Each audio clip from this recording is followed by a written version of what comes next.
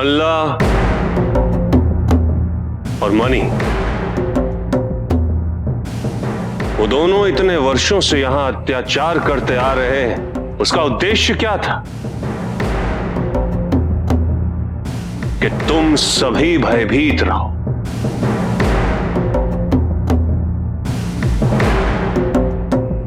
तुम में से कोई भी शीर्ष उठाकर चलने का प्रयास न कर सके, साहस न कर सके। बेड़ियों में ना होते हुए भी तुम सब भय में बंधे रहो।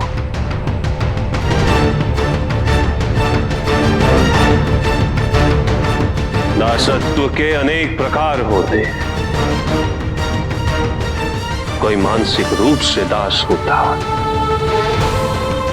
तो किसी की आत्मा दास हो जाती,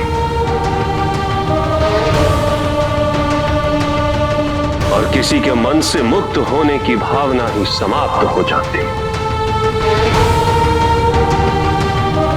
और कुछ व्यक्ति ऐसे भी होते हैं जिन्हें दास बने रहना ही सुखद प्रतीत होने लगता है।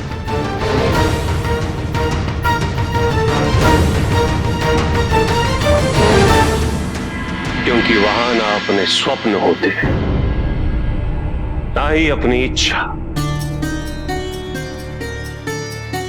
ना ही सोच, ना योजना, और ना ही अपना संसार।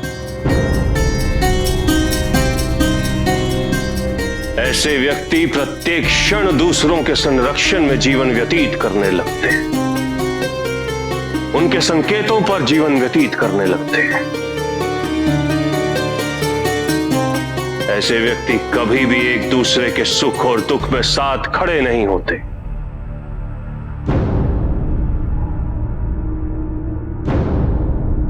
किंतु तुम सब ऐसे व्यक्तियों से भिन्न हो। तुम इस संकट की घड़ी में भी एक दूसरे के साथ खड़े हो। तुम सभी यहां इस क्षण मेरे समक्ष उपस्थित हो, तो यह प्रमाण है इस बात का कि तुम संपूर्ण रूप से दास नहीं हो।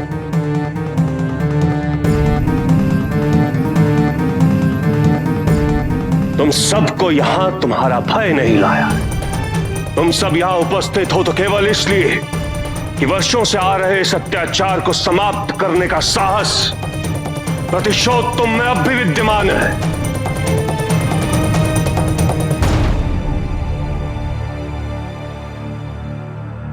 इतने वर्षों की पराधीनता तुम्हारे साहस को नष्ट नहीं कर सकी।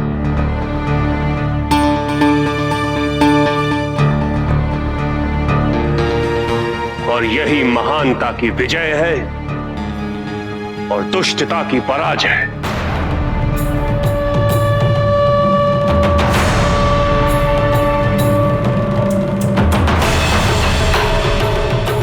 जो कुछ भी हमारे जीवन को दिव्यता के समीप ले जाता, मल्ला और मणि ने अपने दुष्कृत्यों से उसे छीन लिया।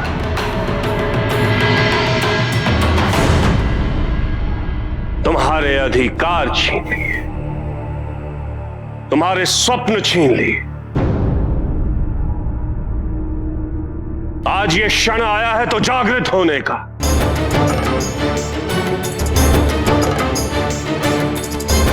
ये क्षण आया है परिवर्तन का, ये क्षण आया है निर्णय लेने का।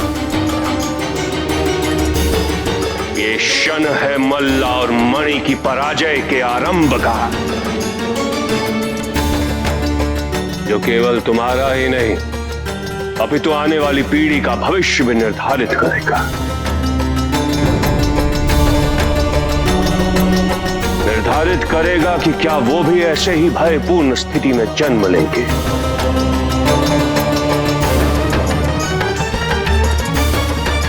या कि एक ऐसे वातावरण जो संपूर्ण रूप से भय से मुक्त हो।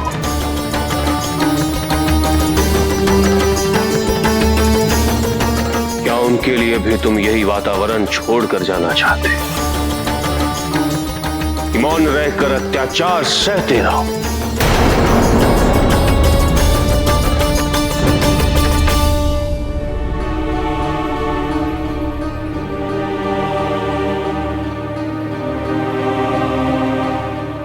या तुम उन्हें यह बताना चाहते हो कि यदि दूसरे पर भी अत्याचार हो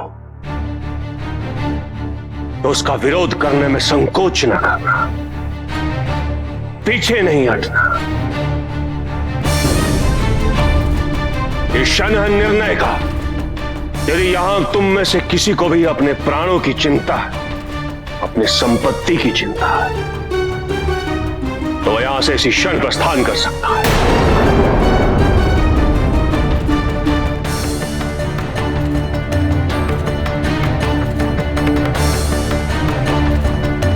तुम सब इस युद्ध के लिए तैयार हो जाओ। किंतु हमारे पास सामना करने के लिए शस्त्र ही कहां है? शस्त्र है और उनसे भी अधिक शक्तिशाली।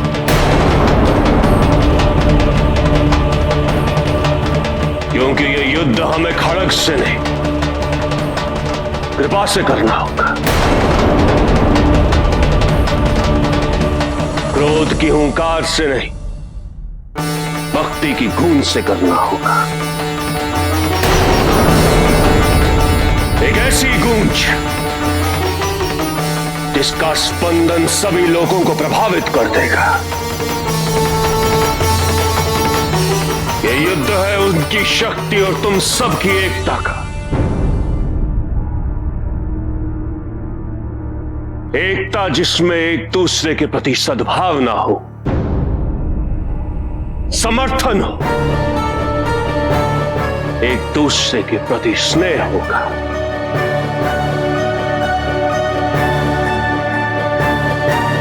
और यही भाव तुम्हारे शस्त्र बनेंगे, तुम्हें सशक्त करेंगे। स्मरण रहे, जब भी समाज इस प्रकार किसी अत्याचार के विरोध में संगठित होता है तो संसार की कोई भी नकारात्मक शक्ति उसके उद्देश्य को रोक नहीं सकती।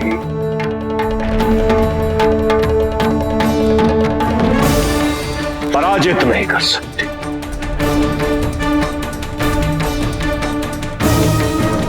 क्या शीघ्र ही तुम्हारी एकता की विजय होगी?